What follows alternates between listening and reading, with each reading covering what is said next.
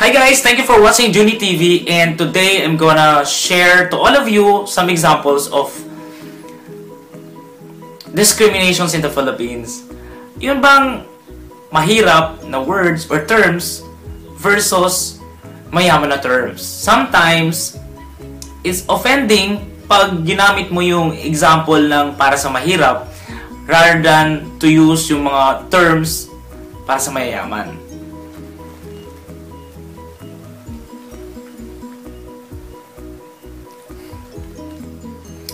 Somehow, masasabi kong Filipinos are really racist.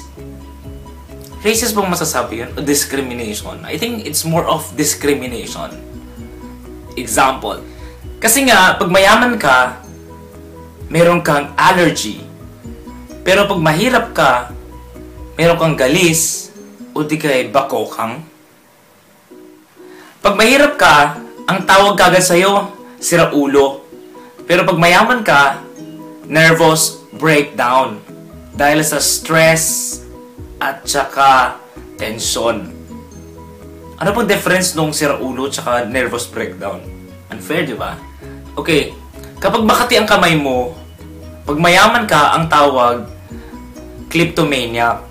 Pero pag mahirap ka, magnanakaw kagad ang tawag sa'yo. Ano pong difference nun? Pag mayaman ka, ang tawag sa'yo, eccentric. Pero pag mahirap ka, tawag agad sa'yo, may toyo ka sa ulo. Pag mahirap ka, at sumasakit ang ulo mo, ang tawag sa'yo, nalipasan ng gutom. Pero kapag mayaman ka at sumakit ang ulo mo, migraine lang yan.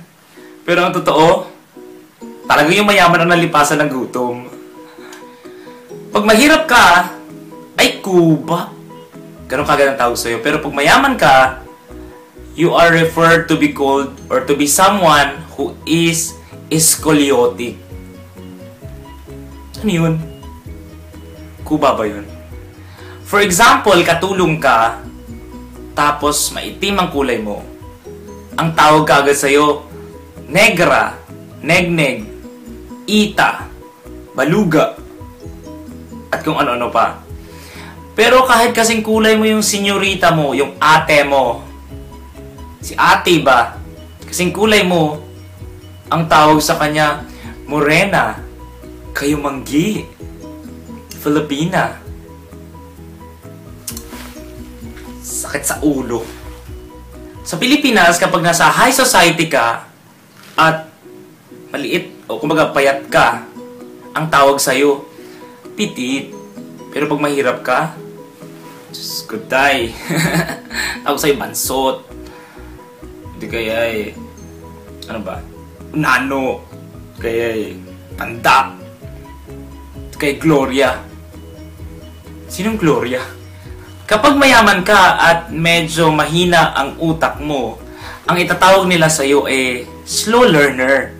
Yun nga lang, ang masama kapag mahirap ka, ang tawag sa'yo, bobo! Aray ko. Kung ba yun?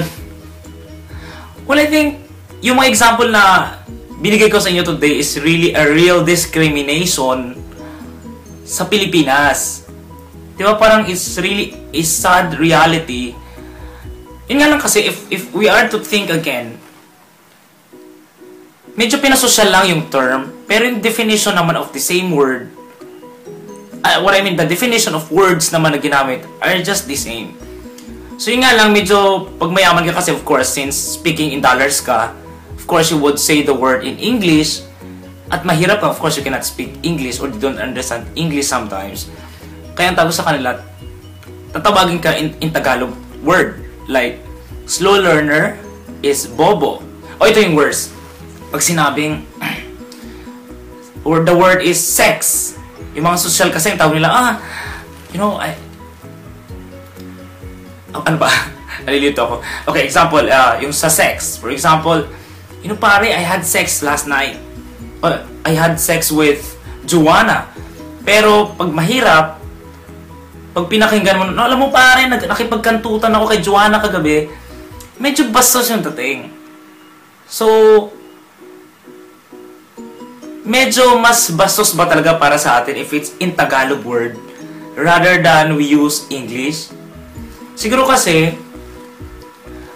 I think this is the real reason for that. If it's English kasi, parang social, so parang medyo, alam mo yun, yung crab mentality natin.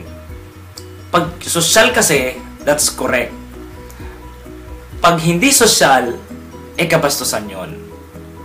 Diba? So parang, I think, mali no?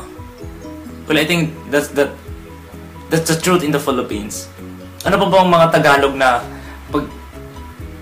pag in English mo actually madami. For example, okay, another one is pag binula ka kunyari na isang social na, fuck you man. Parang feeling natin social, o di kaya parang expression lang. Medyo minsan okay lang, pinapalagpas natin. But then, pag kunyari yung mahirap sinabihan ng tang ina mo,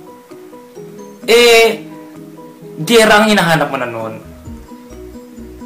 Pero if we are to think again, ano po difference? Diba? Parang mas masakit ba pag in Tagalog rather than in English? Well, pero yun yung totoo, diba? Yun yung nag-i-exist sa lipunan natin sa Pilipinas. Well, yun lang guys. Thank you so much for watching Junie TV. And I would like to say thank you to Pinoy OFW for posting these, samples of mahirap versus mayaman discrimination lines. Thank you so much. Bye guys! Have a nice day!